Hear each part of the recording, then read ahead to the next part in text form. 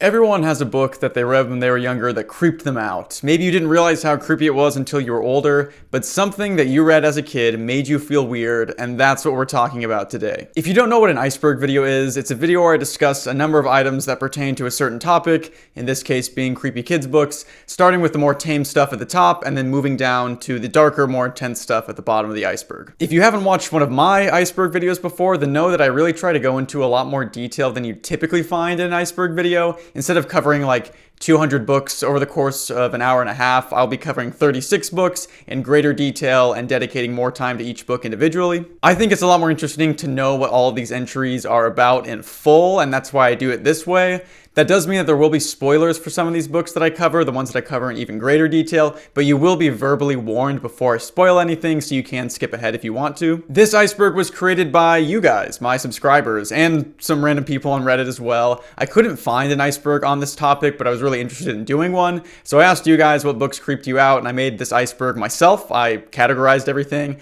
Thank you so much for the suggestions. It was super fun to see what you guys read as kids. So this iceberg is almost entirely books that are marketed towards children. There are a lot of books that people suggested that they read when they were kids that mentally scarred them, but they were horror books like meant for adults, and so I didn't count them. I cover stuff like that on my Disturbing Books Iceberg series. Almost all of these books are books that were found in elementary or middle school libraries, and there's only a couple that were meant for adults, but those books did often make their way in front of young readers, so some of the stuff at the end is pretty gnarly and more intense than you're probably expecting, but I think that's interesting. Please subscribe to me if you haven't yet. I'm trying to hit 10,000 subs by the end of April, which will definitely be a stretch, but I think we can do it. My channel is mostly about disturbing books and horror literature. I do cover things like creepypasta, and I've covered a couple other topics, but it's mostly disturbing books, so if you're interested in that kind of stuff, then please subscribe to me. I really love talking about this stuff, and the growth in the channel has been really inspiring so far. But anyways, enough intro, let's get into the creepy children's book Iceberg. Level 1.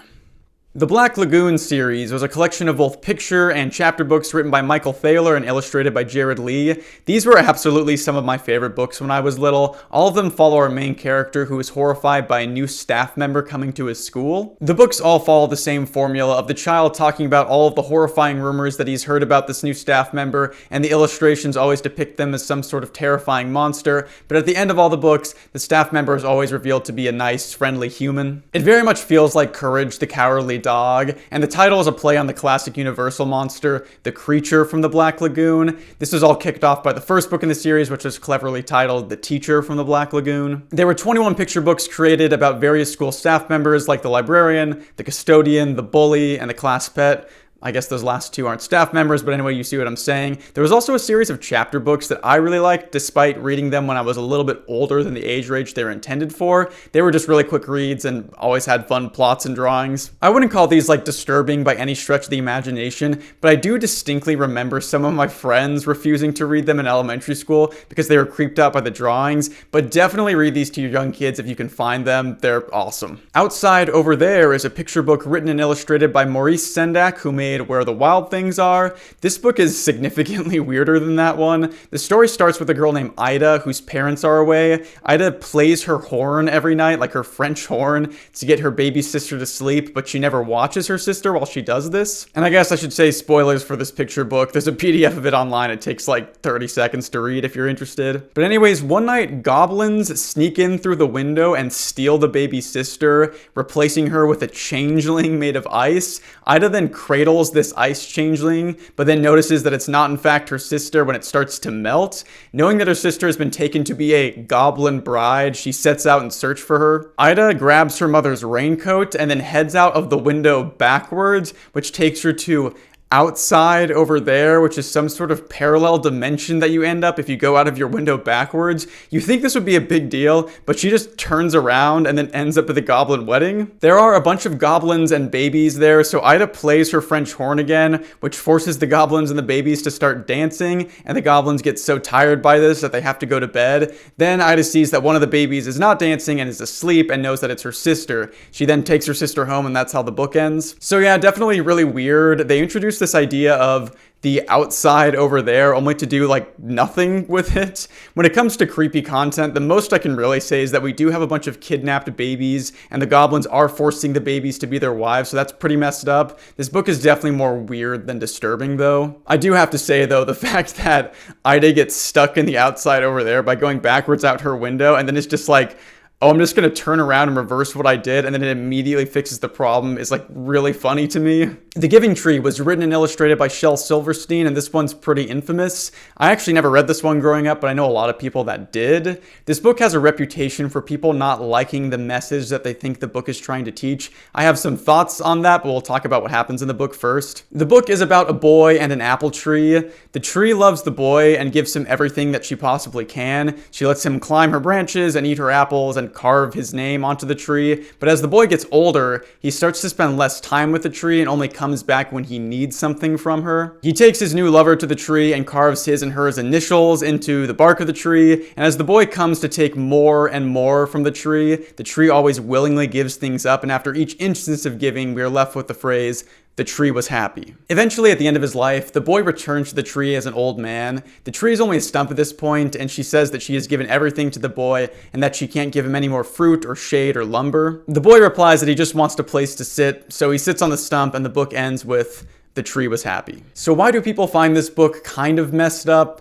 Well, it's because the boy only ever takes from the tree. He comes back to get material possessions from it and doesn't spend any time with her, despite the fact that she clearly cares about him and loves him. But the other reason that this book is seen as creepy is really funny, is just because on the back of it, there is like a picture of Shel Silverstein, and he can be a little bit frightening, I guess. The crazy thing is that he has never once said what the book is actually about. He has never once said what the moral is. In that way, I think this book is genius, because everybody can take something different from it. Some people think it's about unconditional Christian love. Others think it's about the nature of parent-child relationships. Others think it's a critique on communism, and others think it's all about the environment. But my personal favorite interpretation is that it's simply a satire.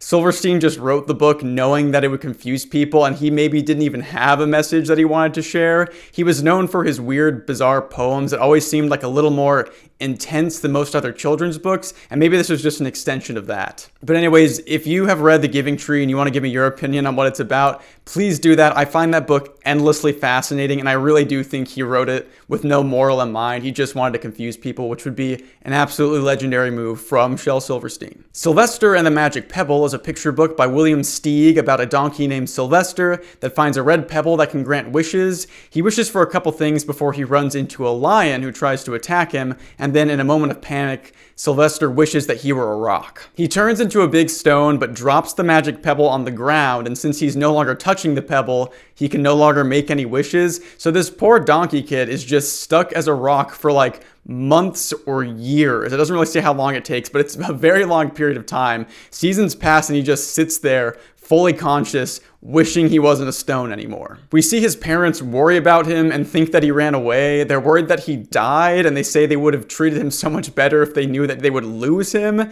It's really brutal, but it does have a happy ending. Sylvester does turn back into a donkey at the end. One fun fact about this book is that it was and still is banned in a lot of schools because the world is full of animals that can all talk to each other, but they live like humans. It's kind of like Zootopia. They're all anthropomorphized, and the police are depicted as literal pigs. I'll leave that to you to decide whether it was intentional or not. I Want My Hat Back is a 2011 picture book written and illustrated by John Clausen about a bear that is missing his hat and wants to get it back. You probably could have gathered that from the title, but I thought I would just let you know anyways. The bear goes around asking a bunch of different animals if they've seen his hat. He comes across a rabbit that is wearing a red hat, but the rabbit says that he hasn't seen the bear's hat. Eventually, the bear asks a few more animals about his missing hat, and he realizes that the rabbit is the one who stole it. He runs back to the rabbit, accusing him of stealing his hat, and the two stare at each other for a second. The next page is just the bear sitting with his hat on his head saying, "I love my hat." The messed up part comes from the next page when a squirrel walks up to the bear. The squirrel asks him if he's seen a rabbit wearing a hat, and the bear responds, "No, why are you asking me? I haven't seen him. I haven't seen any rabbits anywhere. I would not eat a rabbit. Don't ask me any more questions." And the squirrel runs away. So from what we can gather, that bear definitely ate the rabbit. I mean, it's not that messed up, all things considered, but it is a little morbid for a picture book with cute animals. I actually think it's pretty clever though, because it does teach kids to recognize when a character is trying to tell you something by clearly lying when telling you the exact opposite thing. I personally love children's books and media that teach kids lessons that are a little bit more complex than the usual stuff like be nice to each other, and sharing is good, and don't gossip about people. Of course, all those messages are good, but I appreciate books that teach different things. I think that's the reason that I really love the old Disney show Recess. I watched it when I was a kid, and my roommates rewatched all of it in college, and it's somehow very entertaining to kids and even more hilarious to adults. But that show teaches kids about lessons that they're probably actually dealing with, like how to react when somebody has a crush on you and other things like that. I think that's really cool. Never Smile at a Monkey is a children's picture book written by Steve Jenkins that lists all of the ways an animal might kill you and what you should avoid doing if you don't want to be killed by those animals. It's kind of a bleak subject matter. This includes petting a platypus because they have venomous spurs, staring at a spitting cobra because they can spit venom into your eyes that will painfully blind you, confront a kangaroo because it will, and I quote, deliver a kick powerful enough to cave in a person's chest. Swim with the squid because they can be larger than a full-grown man and their tentacles are lined with thousands of sharp teeth that will tear you up as it tears chunks of flesh with its sharp beak. And smile at a monkey because they see that as a sign of aggression. I mean, it's not a terrible idea to teach kids not to mess with nature and animals. There are plenty of adults who don't know this. It feels like every other week there's some idiot who tries to pet a buffalo in Yellowstone and either gets seriously injured or killed. The creepy aspect comes from the somewhat graphic descriptions of the killings. The pictures are just pictures of animals, but I could see this causing some panic among young kids who think encountering a squid is a lot more common of an occurrence than it really is. It's like that whole thing of every kid having a plan on how to escape quicksand when that most likely will not be an issue for like almost everybody on the planet. Level 2. Animorphs is a science fantasy series written by Catherine Applegate and Michael Grant about 6 kids who gain the ability to turn into animals. All of this takes place on an Earth that is being secretly infiltrated by an alien species, and the kids use their powers to fight off these aliens. The books are definitely aimed at teens or preteens, but even then, there's still some disturbing context presented in the books. One of the limiting factors on the animal powers of the main characters is that if they remain in animal form for longer than 2 hours, they're unable to turn back into humans again. This leads to one of the most existentially terrifying moments in the series, where a kid turns into a rat and then is intentionally left behind on a remote island so he will be unable to turn back. This kid literally lives the rest of his life alone and trapped in a rat's body. That is wild. The alien race that is invading Earth is also pretty freaky. They're called the Yeerks, and they are these large, slug-looking things that take control of humans and animals by entering their brains through their ear canal. It's definitely a step above what most kids' books would do. I personally never read this series, but my older brothers did. I remember seeing these books in my school library. The covers are iconic. Definitely a fun series to check out if you're interested in teen books with some seemingly unintentional existential horror. That seems to be a theme of a lot of the books in this list. So I wanted to cover Goosebumps in this video as it's an iconic horror series for kids, but I didn't know which one to cover, so I'm going to go with the first one that I read, which also happens to be the first one ever published. It's called Welcome to Dead House. The series was written by R.L. Stine, and each book is a separate scary story, usually involving kids as the main characters. These kids experience hauntings and find monsters and creepy living dolls and evil masks. You never know what you're going to get when it comes to Goosebumps. Like all anthology series, not every entry is created equally. There's always a debate around which one is the scariest, but that's mostly up to personal opinion. I always found Welcome to Dead House to be particularly freaky, so spoilers ahead for this book. The Benson family, consisting of the 2 parents, the daughter Amanda and her younger brother Josh, and also their dog Petey, take a trip to a town called Dark Falls. They meet with a creepy real estate agent named Mr. Dawes, who tells them that Mr. Benson has inherited a house from his great uncle who he never knew existed. The entire town is really eerie. It's very dark and spooky despite being the middle of July,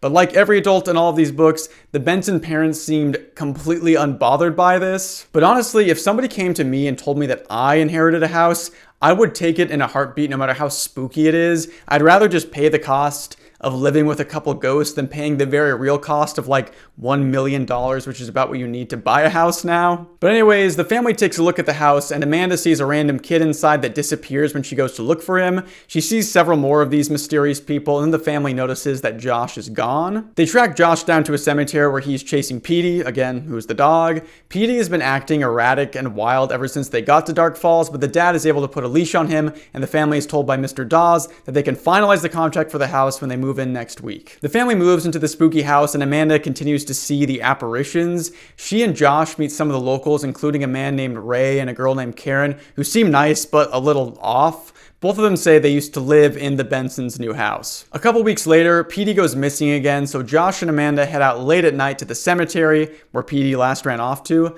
They bump into Ray, who tells them that they shouldn't be out so late, and in the cemetery, they find gravestones with the names of their new friends on them. They confront Ray, who tells them that he and the other people in the town are all the living dead, and that they killed Petey because dogs can sense the presence of ghosts, and that's why he was freaking out the whole time. Yes, they killed the dog in this children's novel. It's horrifying. Ray says that the town needs the blood of a freshly killed person every year to sustain their undead state, and then he attacks the kids.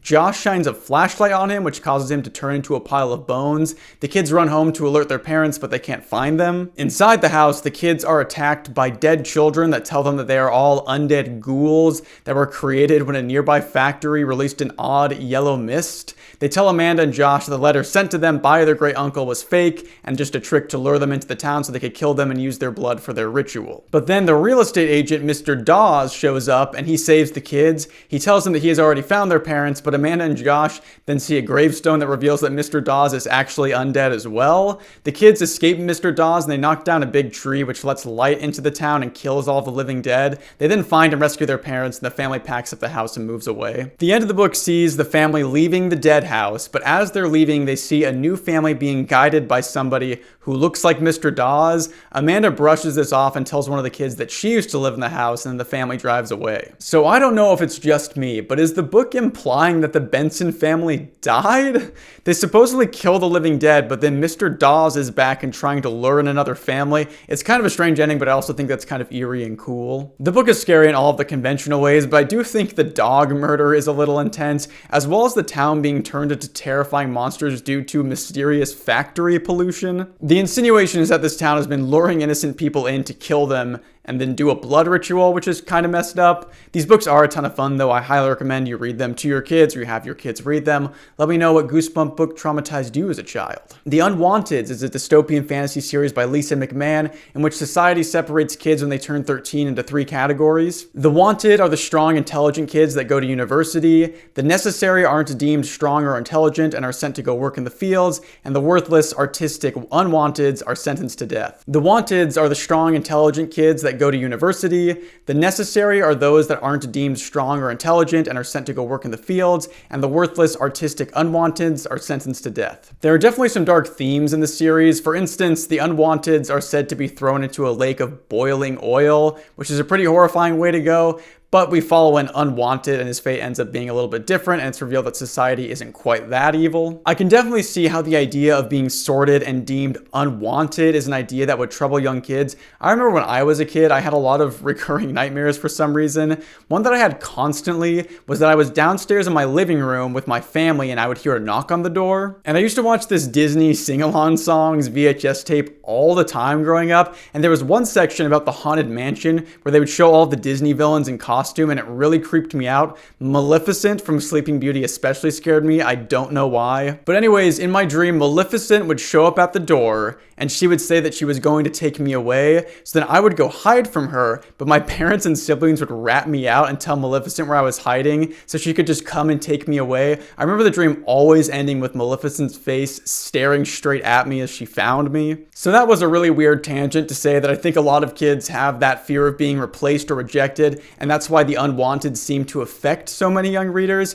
I was so prone to nightmares as a child, and I have no idea why. That's probably a reason why I love horror now, though. The Witches Witches is a 1983 novel written by Roald Dahl that follows a 7-year-old boy who is always on the lookout for witches, as he believes the story that his grandmother tells him about how witches roam the earth and turn kids into various animals. This book is definitely pretty creepy, like all of Roald Dahl's stuff is, but this one especially has a lot of stuff in it that is supposed to be written off as kind of silly or goofy, but is actually really freaky. For instance, the witches are all bald women who wear wigs to hide their bald heads, but they also have rashes under their wigs, so they scratch them with their long fingernail claws. They also have these weird square feet that they hide in pointed shoes. While the witches are supposed to be seen as silly, their master plan is to essentially trick parents into murdering their own children through some magic candy that they'll pass out to kids that will turn them into mice. It's a morbid thought. This is another book that presents the idea of being stuck in the body of an animal as something almost comedic, but when you really think about it, it would be absolutely horrifying. That seems to be a theme with a lot of these books, though.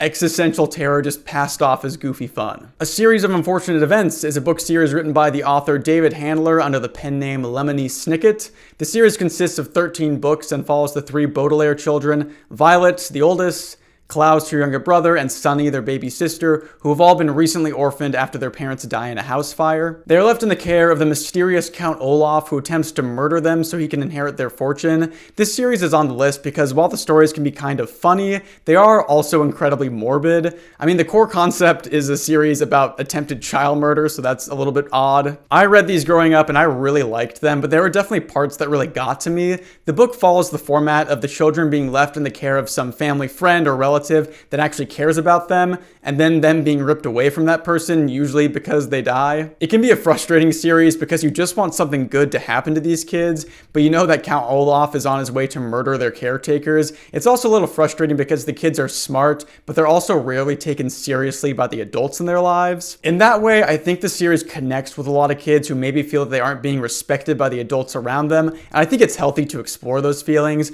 All of the books are also dark comedies, with there being a lot of humor and the crazy schemes that Count Olaf cooks up in order to go undercover. He's a failed actor that uses his acting skills to sneak into the lives of the kids, but he's kind of a hilariously bad actor. It's very similar to Tobias from Arrested Development now that I'm thinking about it. There was a movie adaptation in 2004 starring Jim Carrey as Count Olaf that covered the first 3 books but kind of mixed the elements together into one cohesive story.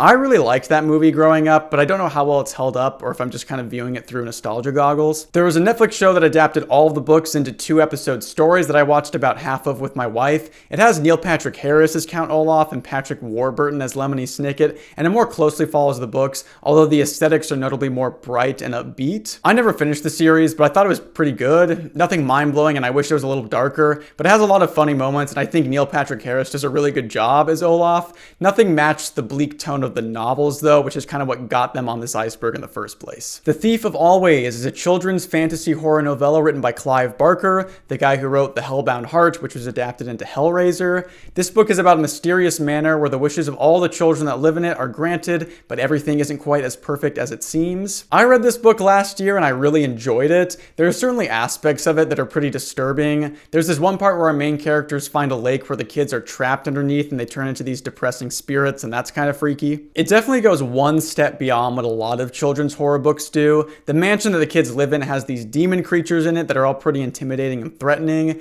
The owner of the house, Mr. Hood, is a really fun villain as well. I can't remember a lot of what happens in this book, honestly, but I remember really enjoying it. It's mostly interesting to me due to the fact that it was written by Clive Barker, who was famous for Hellraiser, and that is a series about these weird sex demons that rip people apart and can't differentiate between pleasure and pain. So to see him make a children's book is really cool. Definitely check this one out if you haven't. Level 3.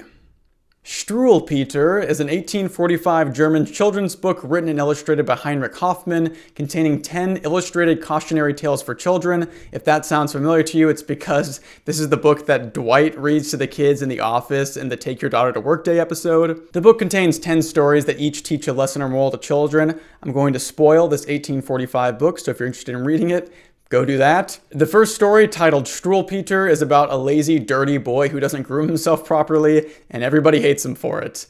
The story of Wicked Frederick is about a violent boy who terrorizes animals and people. He is then bitten by a dog that eats the boy's food while he's recovering. The Very Sad Tale with the Matches is about a girl who plays with matches, accidentally lights herself on fire and then burns to death, and then only her cats mourn her. It feels like we kind of made the jump from not bathing properly to child immolation rather quickly. The story of the Inky Boys is about some racist kids that make fun of a black kid, so he dips them in black ink so they can get a taste of their own medicine. The story of the Wild Huntsman is about a rabbit that steals a hunter's musket and starts to hunt him, giving him a taste of his own medicine. The story of the Thumbsucker is the one that I talk about in The Office, and it is really creepy. A mother warns her son not to suck his thumb, but he keeps doing it, and then a tailor then appears and cuts his thumb off with his giant scissors. The story of Soup Casper is about a strong boy who refuses to eat his soup and then dies of starvation over the next 5 days. The story of Fidgety Philip is about a boy who fidgets and knocks all the food off the dinner table, upsetting his parents. I'm kind of disappointed in this one because I am a chronic fidgeter, and I was hoping to be scared into stopping, but nothing that bad really even happens to Fidgety Philip. The story of Johnny Look in the Air is about a boy who never watches where he is walking and he falls into a river. And lastly, the story of Flying Robert, where a boy goes outside during a storm with his umbrella, which the wind catches and carries him away. Overall, there's some pretty messed up stuff in here, but nothing too bad. The illustrations are kind of creepy, and this book was written by a guy that was mad that there were no good children's book to buy for his kids, so he just decided to write this one himself. I'm sure if you were his kid, you felt so called out by these stories. Scary Stories to Tell in the Dark is a series of 3 collections of short horror stories for children written by Alvin Schwartz and originally illustrated by Stephen Gamble. The book contains quick horror stories with subject matter that is often more intense than what you'd expect from a children's book. We have a story about a corpse woman with a missing finger that was killed by her husband. We have the story of a severed head that falls down into a fireplace. We have a story about a girl with a pimple on her face that keeps growing until it's revealed that it was actually a nest of spiders that all hatch and explode onto her face and body. I absolutely love these books. I found them in my school library when I was in like 3rd or 4th grade, and the stories themselves aren't really that scary. They typically are like age appropriate in my opinion. What makes these books so infamous are the illustrations that are just downright grotesque. I remember flipping the page to the page of the corpse lady staring straight at the reader and immediately dropping my book during silent reading because I was so startled. The books were re-released in 2011 with new illustrations. The new illustrations are good, they're well drawn, but the entire charm of the book is the creepy illustrations. The new edition just fails to capture that. If you're interested in hearing more about that, I do have a full video on that I released, like, it should be the video right before this one, where I talk about the 2 drawings and what the differences between them are, so go watch that if you haven't yet. But I do think this is a book that like everybody should read. It's really amazing. It was also turned into a movie a couple years ago that wasn't received very well by audiences and critics, but I actually really enjoyed it. My brother and my friend and I saw it late in theaters really late at night, and it ended up being a super fun Halloween movie. It's a really good PG-13 horror movie with a fun story and some great creature designs that they use mostly practical effects for. I think the movie gets a lot of undue hate. Coraline is a 2002 novel written by somebody that we don't really need to talk about. It's about a girl named Coraline Jones who moves into an apartment with her 2 boring parents. Coraline finds a door in the living room that has been bricked up, but at night this room transports her to an alternate reality where everything seems to be exciting and perfect, very much like The Thief of Always. The book was made into a movie that is absolutely one of my favorite movies of all time. The story is eerie and includes a character that is really keen on getting our main character to let her sew buttons into her eyes, which is just a painful image. I would honestly just recommend watching the movie for this one, which is something that I don't often do. The movie expands on the book in a lot of ways and adds to the mythology of the villain while still maintaining a lot of the ambiguity and mystery. Plus, it's stop motion animation, which is both creepy and mesmerizing. Another reason that I suggest watching the movie is that the book was written by someone who was recently exposed for being a massive creep. He doesn't deserve any more support than he has already gotten. And if you want to read this, then I'm sure you can find a free PDF of it online or maybe rent it from your local library. Like I said, the movie is the better experience in my opinion, but there are 2 lines in particular in the book that I think are missed in the movie. I will kind of spoil some things while I explain these, but it's nothing that important, so it shouldn't be that big of a deal. The first portion of the book that I wish was in the movie is when Coraline explains how her dad once explained to her what bravery was. He says that bravery isn't being scared of something, but rather being absolutely terrified of something but still doing it anyways. I think that's a powerful theme that should have been referenced in the movie. The second one is kind of a throwaway line from the other mother that I think makes her sound a lot creepier. At one point, the other mother swears to Coraline on her own mother's grave. Coraline then asks her if her mother even has a grave, to which the other mother responds that of course her mother has a grave. She put her in there herself, and when she tried to crawl back out, she put her back in her grave again. I think that line is so eerie and haunting. It either implies that the other mother buried her own mother alive, or that the other mother's mother was some sort of horrifying creature that came back from the dead. My guess is that it's the first option. But anyways, watch the movie. If you want to read the book, then you can find a free one online from a website that YouTube would probably get mad at me if I mentioned.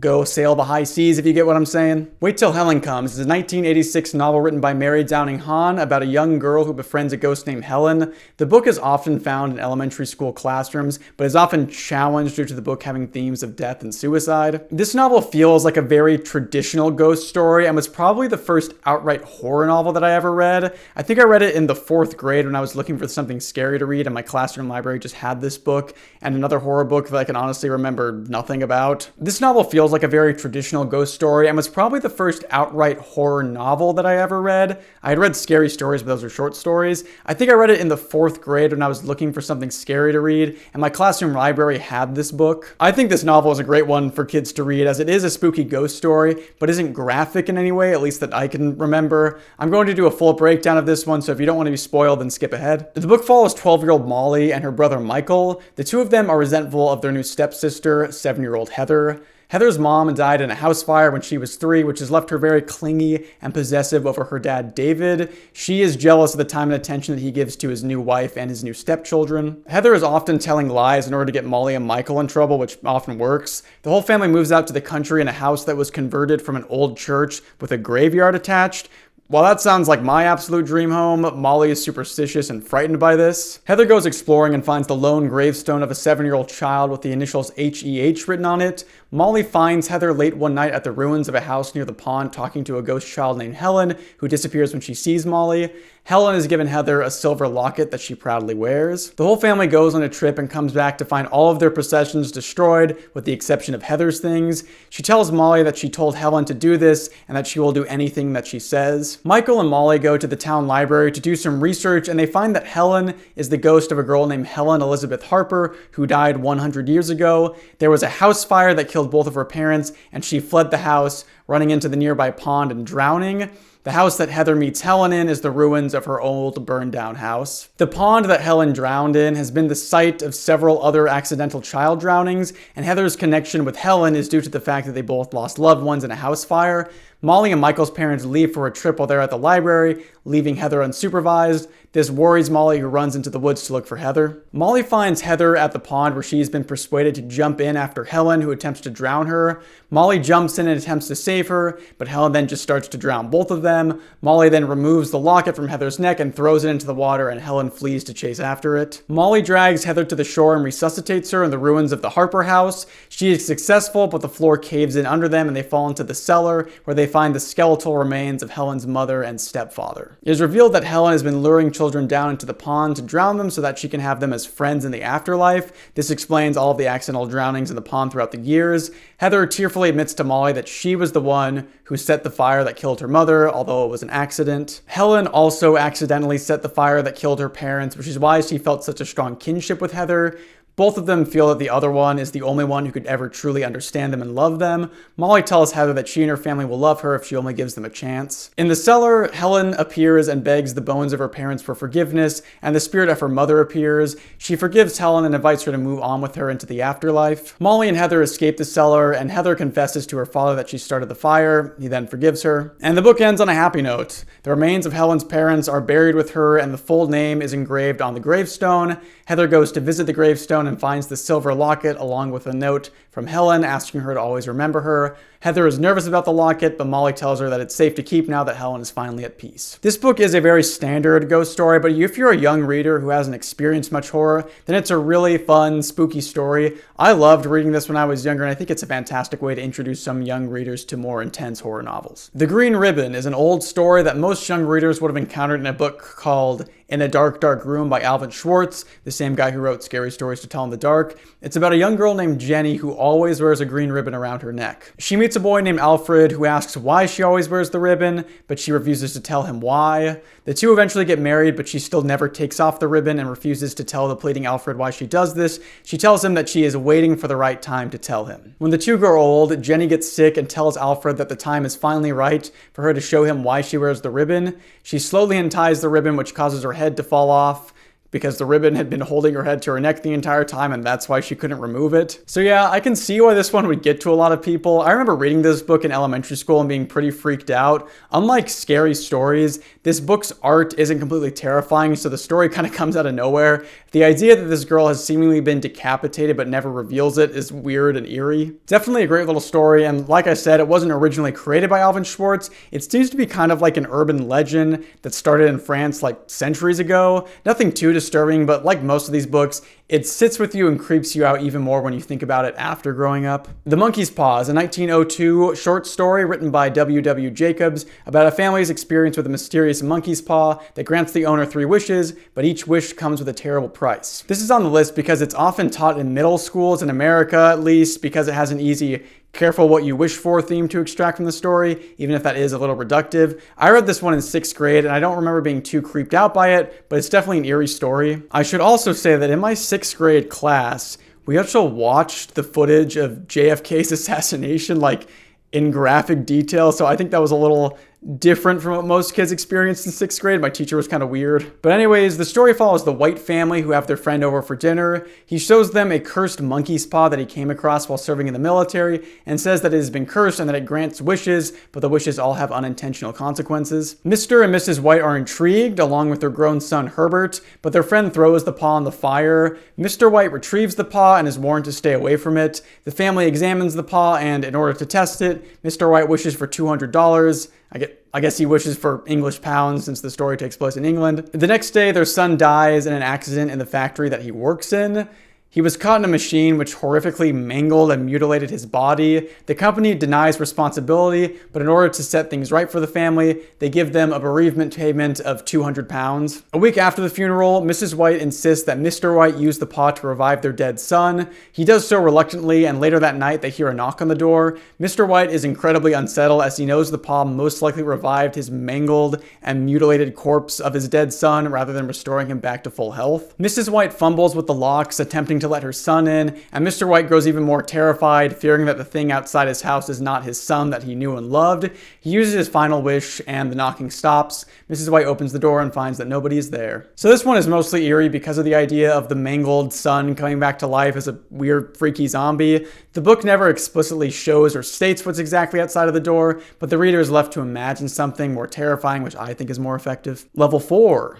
Gone by Michael Grant is a series of teen novels that I actually read in middle school and would highly recommend to anybody who seems interested in the concept. The series follows a city where one day every single person over the age of 15 vanishes, leaving the kids to fend for themselves. Beyond that, a large barrier forms over the city and makes it impossible for the kids to leave. Several kids then start to develop powers, and the series starts out relatively innocent, but it gets a lot darker the further you go. The kids start out having fun in their lawless city, but things quickly turn dark. There are several kids that get powers that are sadistic and cruel, and they use their abilities to torture others. There's one kid who essentially gets a whip for a hand that he uses to beat and torture people. At one point, 2 characters fuse together, and it's really unsettling. We also have another character that tries to kill a bunch of daycare kids at one point. I read the series when they were just 5 books, but a 6th one was released a couple of years after the main story concluded. I haven't read them in forever, but I would highly recommend them to any teen readers who think the concept is interesting. The author is one of the 2 that worked on Animorphs, so it makes sense why the books were a little bit messed up. The Rapture of Canaan is a 1995 novel by Sherry Reynolds.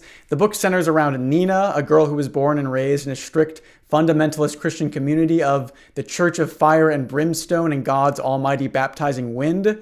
The community is led by her grandfather and restricts almost everything about the lives of their members. The narrative is mostly about Nina falling in love with another boy in the commune named James. The disturbing aspect comes from how odd and cult-like the commune acts. They have harsh punishments, including sleeping on stinging nettles and spending an entire night in a grave. Now, I've never spent a night in a grave, but I did once run into some stinging nettle when I was a kid, and it was intensely uncomfortable for a while afterwards, so I imagine sleeping on it would be incredibly painful. The story has themes of control, abuse, and self-harm and suicide. The ending is also very eerie, but I won't spoil it. One of my subscribers mentioned reading this when they were young, and I can imagine that it would be particularly horrifying for young women as the story explores a society that essentially allows women to have no agency of their own. Baba Yaga is a character from Slavic folklore that is often used in cautionary stories told to children. She's described as a repulsive hag who lives in the woods, who fries and eats children, so definitely a little messed up and disturbing, especially considering the stories are told to kids. Since this is a character from folklore, there isn't really a set tale or story that completely captures what Baba Yaga is.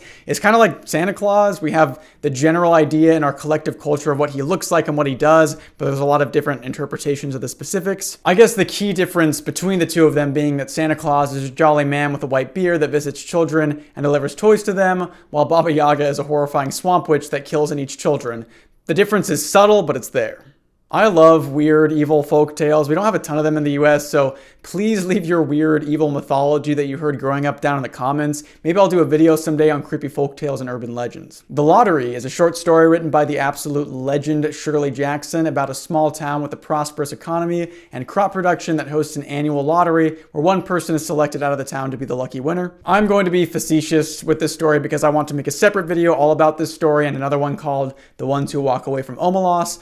All I will say is that I highly recommend you read this, especially if you've never heard of it before and you don't know what it's about. It's a very quick read that I personally read in high school for the first time, but I know a lot of middle schools teach it since it's short and it's a great example of a common narrative tactic that is used in movies, TV shows, and literature. Seriously, go read it. It's awesome. The True Confessions of Scarlett Doyle. It's a 1990 historical fiction novel written by Avi about a young girl who travels on a ship from England to America in the year 1832. This book is marketed towards young readers but deals with some heavy themes. I will be spoiling this one, so be warned. The book starts with 13-year-old Charlotte preparing to make the journey from Liverpool to Rhode Island on a ship called the Seahawk. She is the only woman on the ship and is constantly told by her shipmates that she should not be there. On her first day aboard the ship, a black sailor named Zachariah gives her a dagger for her own protection and warns her about the captain of the ship named Jaggery. Charlotte does not believe what Zachariah says about the captain, and she grows closer to Jaggery, becoming somewhat of an informant to him. Charlotte sees the signs of mutiny among the men on the ship, and she warns Jaggery about this. He is furious about this, and he kills the leader of the mutiny, a man named Cranach. Captain Jaggery and his first mate then start giving Zachariah 50 lashings. Charlotte is distressed by this and attempts to step in and defend Zachariah by grabbing the whip, but she accidentally hits the captain in the face, which causes him to mercilessly whip Zachariah until he's dead. Jaggery now refuses to protect Charlotte, and she takes Zachariah's spot as part of the crew. The captain is angry about this, and he strikes Charlotte across the face in anger. She vows to expose his cruelty when they reach the New World. The ship is ravaged by a powerful hurricane, which causes Charlotte to fall from the mast, but she is saved by somebody who appears to be Zachariah.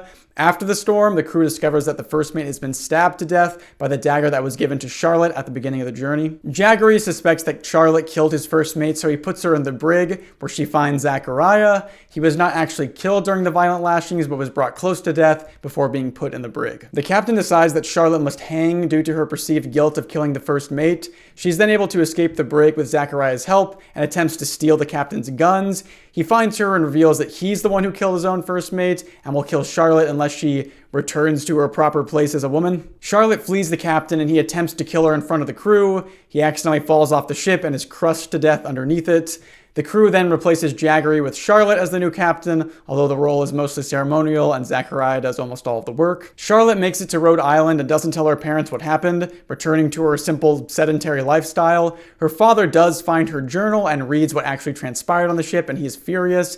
He grounds her for a week and she escapes from her home and returns to the Seahawk to be a sailor with Zachariah and the crew. This book is mostly this far down because it's marketed towards children that are around 10 years old, and there is some murder and torture that happens in the story. Zachariah's brutal lashing definitely takes the readers by surprise, and it's quite brutal for a kid's book. I didn't read this one growing up, but I know that other people in my elementary school did. It seems like an interesting read though, especially if you're a young kid who's fascinated with pirates. Mouse is a serialized graphic novel created by Art Spiegelman that ran from 1980 to 1991 and depicts Spiegelman interviewing his father about his experience as a Polish Jew and Holocaust survivor. This book is often banned in schools due to its heavy subject matter. The graphic novel depicts the Jews as mice mice and the police and Nazis as pigs and cats. The reason for it being on this iceberg is that I know many readers like myself were interested in the graphic novels from a young age and picked up Mouse without understanding what it was really about. I think this mostly just speaks to me being a dumb kid though, because the front cover of the first volume literally has a swastika on it. The graphic novel deals with incredibly dark subject matter such as concentration camps and the suicide of the author's mother. This is one that I would recommend to middle school kids that have already learned about the history of the Holocaust, as it makes the novel that much more heartbreaking. Beyond the dark subject matter, it is an incredibly beautiful series, and the postmodern framing of the survivors as mice is very captivating. The idea that these people truly saw themselves as prey to be hunted and killed by predators is really heartbreaking, especially considering that they were all humans and should have been treated the same.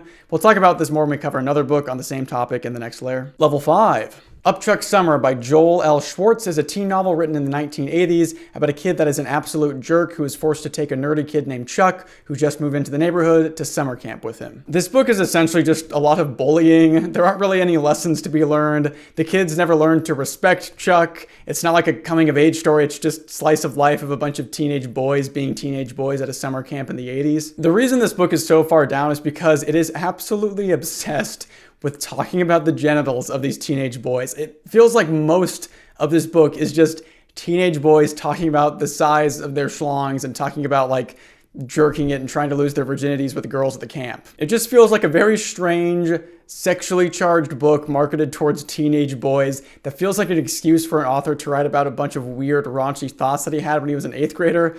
I can't really recommend this one. It's just kind of gross and not in the fun way. Dustbin Baby is a 2001 novel written by Jacqueline Wilson about a girl named April who was abandoned by her mother in a dustbin just a couple minutes after she was born. The story mostly follows a 14-year-old April as she tries to learn more about her past. This book was marketed towards children, but definitely has some distressing elements in it, and I can see why young kids who read this would be upset by it. We learn that April's mother ended her own life after battling with depression and an unfaithful spouse. April tells us that she was bullied in her foster home by 2 kids. She fought back against one of them, pushing him down the stairs and severely injuring him. She was then kicked out of the foster home, where she befriends an older girl, and the 2 of them sneak into houses and commit burglaries with their friends. Despite all the terrible stuff that happens to April and all the bad things that she does, the book does have a happy ending with her finding a better foster home. This is one of those books that really sneaks up on the reader. It doesn't look any different from most kids' chapters book until the book starts talking about ending your own life and violence. Despite all the terrible stuff that happens to April and all the bad things that she does, the book does have a happy ending with her finding a better foster home.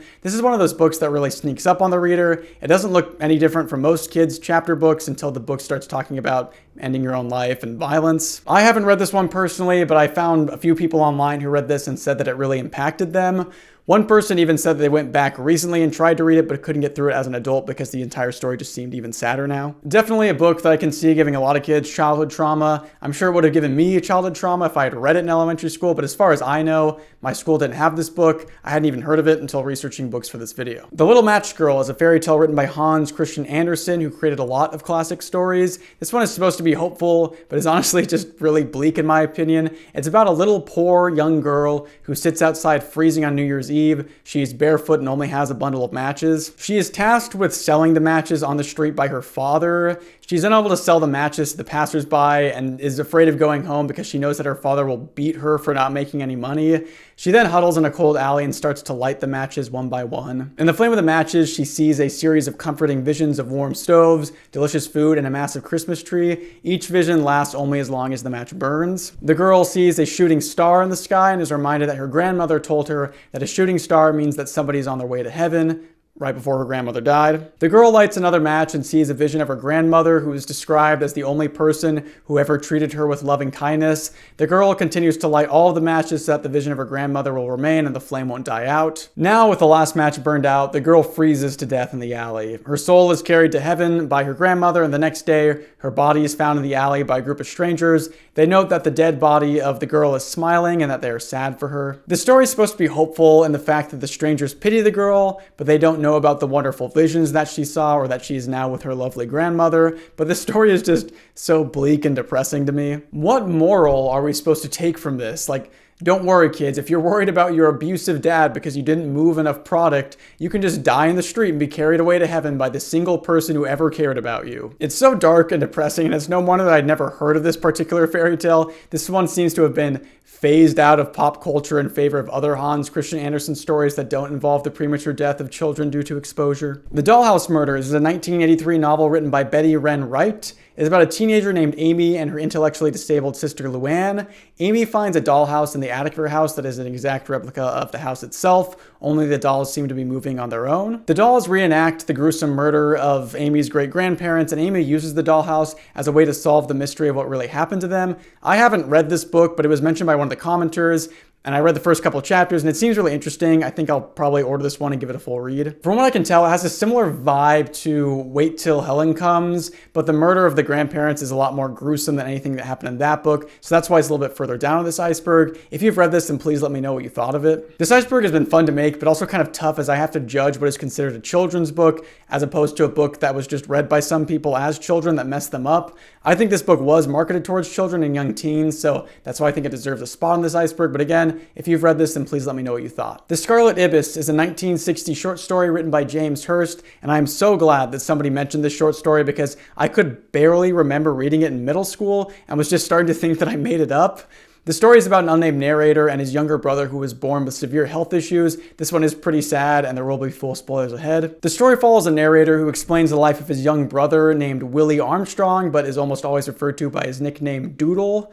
Doodle was born with some serious health complications and expected not to live. The family even made a small wooden coffin for him under the assumption that he would die. Doodle remains largely unresponsive for his childhood and seems to have a severe mental disability. The narrator, thinking that it would be better to have no brother than an unresponsive one, attempts to smother and kill Doodle, but Doodle smiles at him for the first time while he's doing this, and this causes him great joy, now thinking that his brother is smart. Doodle eventually learns to crawl, despite the doctors telling the family that even sitting up might kill him due to his weak heart. He's unable to walk, however, and this frustrates the narrator, as he always wanted a brother to play outside with. He decides to take Doodle to the swamp where he will teach him to walk. Just before his 6th birthday, Doodle learns to walk with the help of the narrator. The narrator then begins teaching him how to swim, run, jump, and climb in preparation for Doodle entering the school at the end of the summer.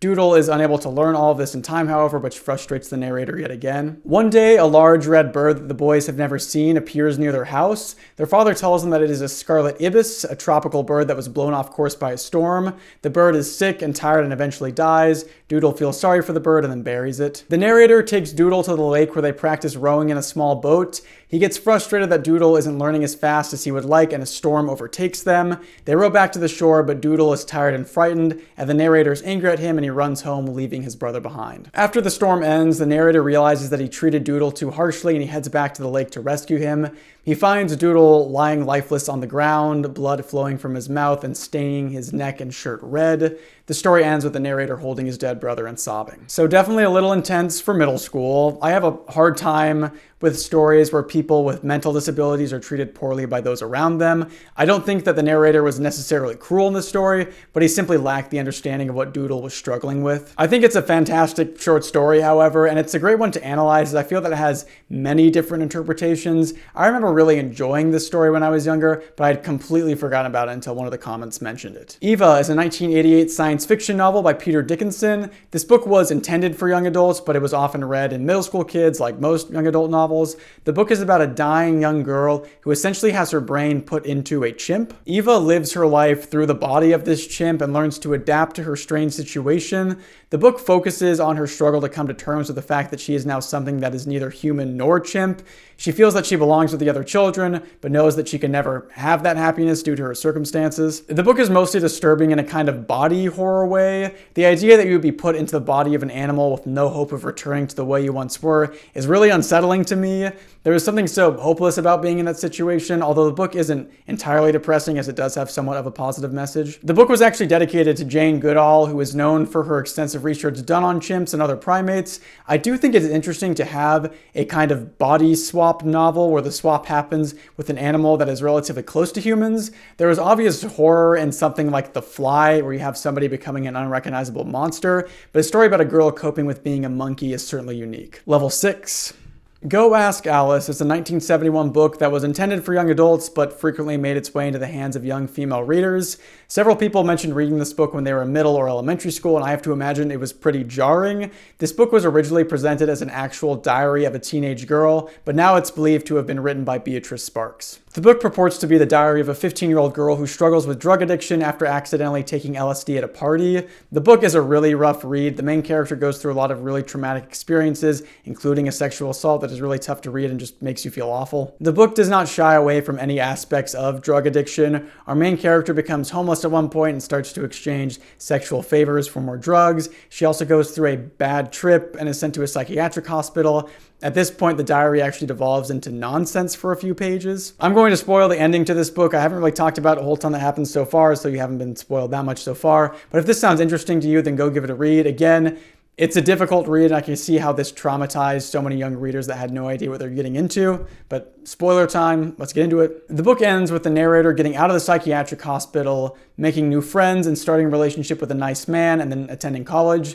The narrator decides that she will stop keeping up with the journal as things are looking up for her, and she wants to start discussing her problems openly with the people around her. We are then told that 3 weeks after this decision, the main character died. She was found dead in her home by her parents, and that she died of a drug overdose. It's unclear whether it was premeditated or accidental, and the epilogue says that this death is one of thousands caused every year by drug overdose. So yeah, pretty depressing. The book makes you think that the main character has figured herself out, only to kick the world out from under you with the realization that drug addiction is a horrible disease that you can never be truly sure is gone. Whether the overdose was intentional or not is something that a lot of people go back and forth on.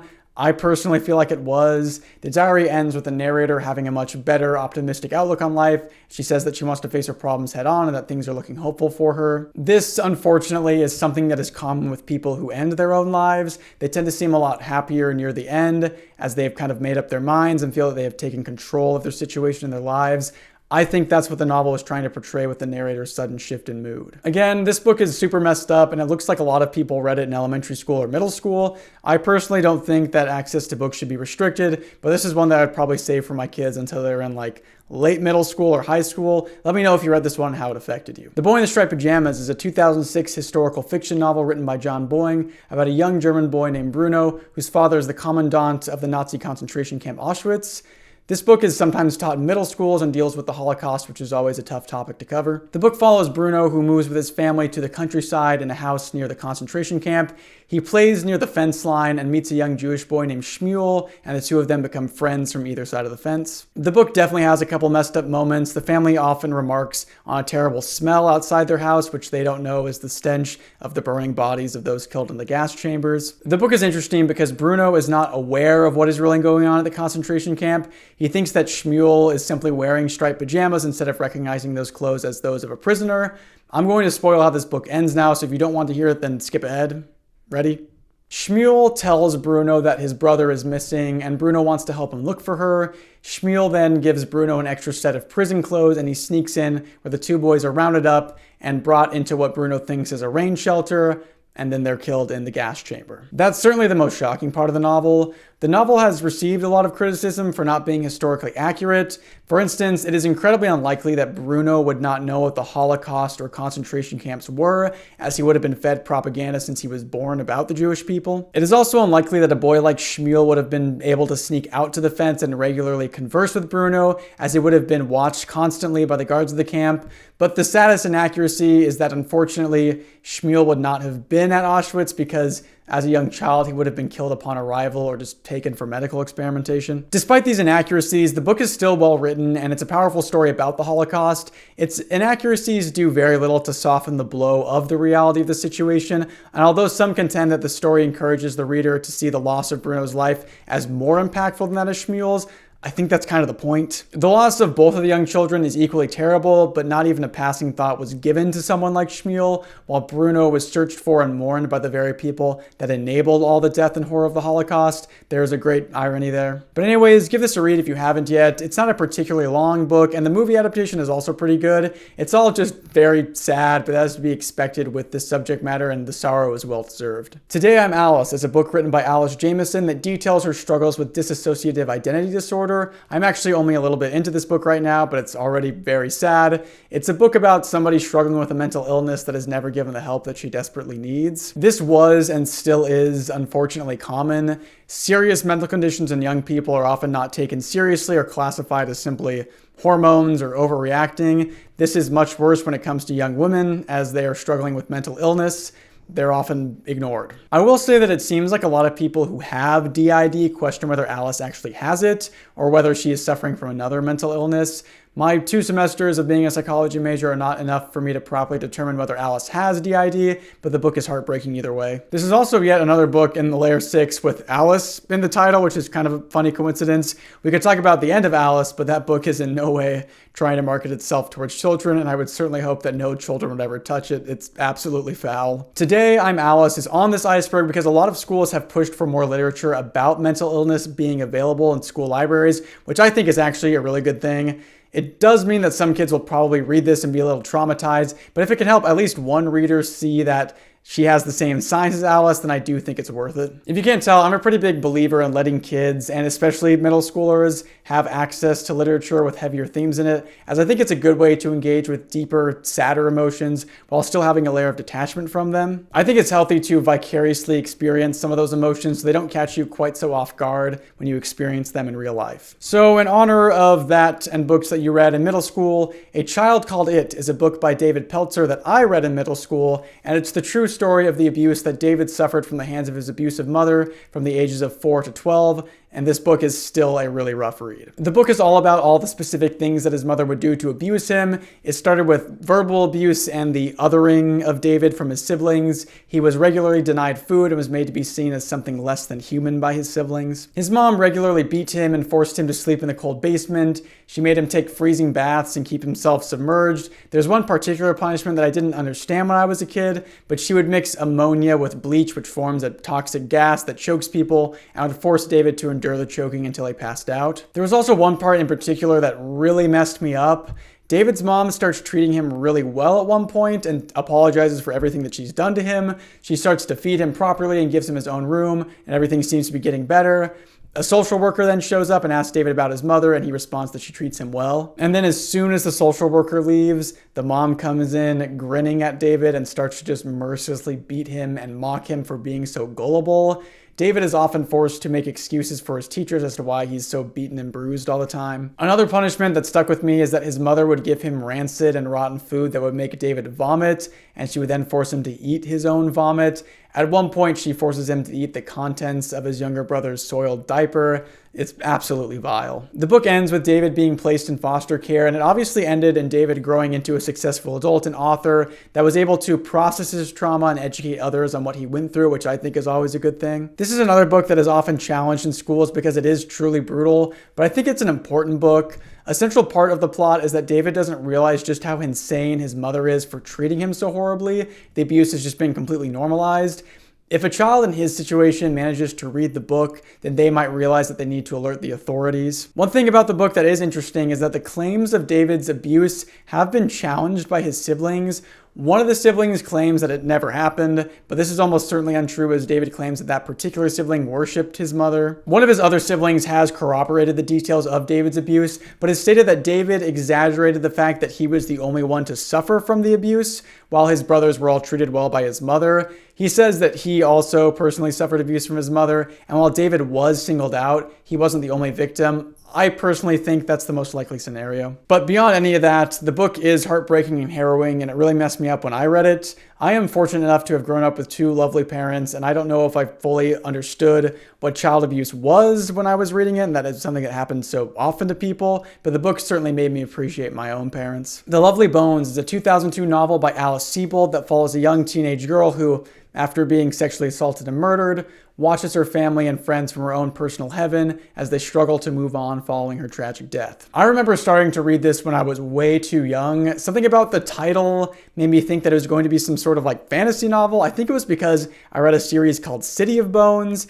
I don't think this book was ever marketed towards children, but I seriously read it in like 5th or 6th grade, and it messed me up. I think what made it so difficult to process for me was that up until that point, I had pretty much only read books where the good guys win. I don't know if I'd ever read anything that dealt with death beyond something like Bridge to Terabithia, where the death is accidental. Susie Salmon, the girl in the story, is lured into a field by a creepy middle-aged man who sexually assaults her and then murders her and then puts her remains in a safe and dumps her into a sinkhole. The actual sexual assault isn't like super graphic, but it is unsettling at how it describes the mental state of the older man while it happens. I mostly read fantasy at that time, so I was expecting this book to deal with Susie coming back to life, or for there to be some resolution to the story that led to her being okay, but the book isn't about that. It's about the loss of a child and how that affects those around them. I've gone back to read this book all the way through, and I think it's a good read. I've read books that are far more shocking than this one, but when I read those first couple chapters that I stumbled on when I was like 10 or 11,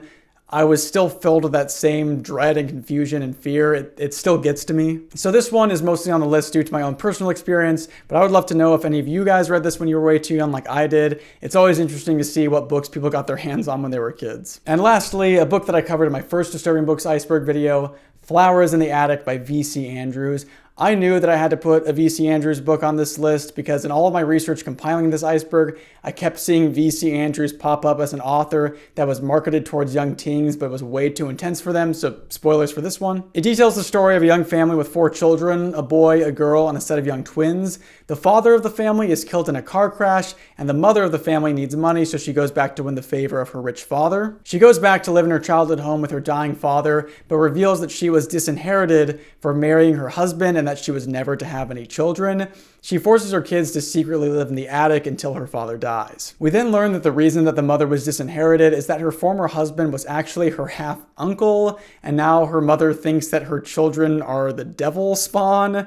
The children live in the attic in isolation, and the 2 older siblings, the boy and the girl, grow an attraction to each other. This leads to some sexual assaults, and then the grandmother cutting off their food supply before making it up to them by giving them the occasional powdered donut. Eventually, one of the kids dies, and by the end of everything, we find out the kids were being poisoned through the donuts, which were actually most likely given to them by the mother who was trying to kill her own kids. So definitely a book that deals with a lot of intense subject matter, and again, was pushed towards middle schoolers in the 80s and 90s. There were a number of V.C. Andrews books that were mentioned when I was doing research, but this is one that came up the most. But that is going to do it for this iceberg. So please let me know what you read that traumatized you as a child. A massive thank you to all of my viewers that responded to my community post asking for recommendations. Most of this video was made off of what you guys suggested. Please remember to subscribe. I want to hit 10,000 subs by the end of April. And if you want to support me further, you can become a channel member. You get early access to all my videos. You get some exclusive videos and shout outs in all of my videos. A massive thank you to all my silver tier members, which you're seeing on the screen right now. And an extra special thanks to all my gold tier members, Amanda Mapes, Saddest John, Lucas Fernando, Chris Lamb, Silent Trails, Blue Radio Media, and Ezra. Your support really does mean the world to me. Thank you guys so much. And thank you to everybody for watching this video. I truly love making this content. I'm just so amazed and grateful that so many of you like to hear me talk about this stuff. And I'll catch you in the next one. See ya.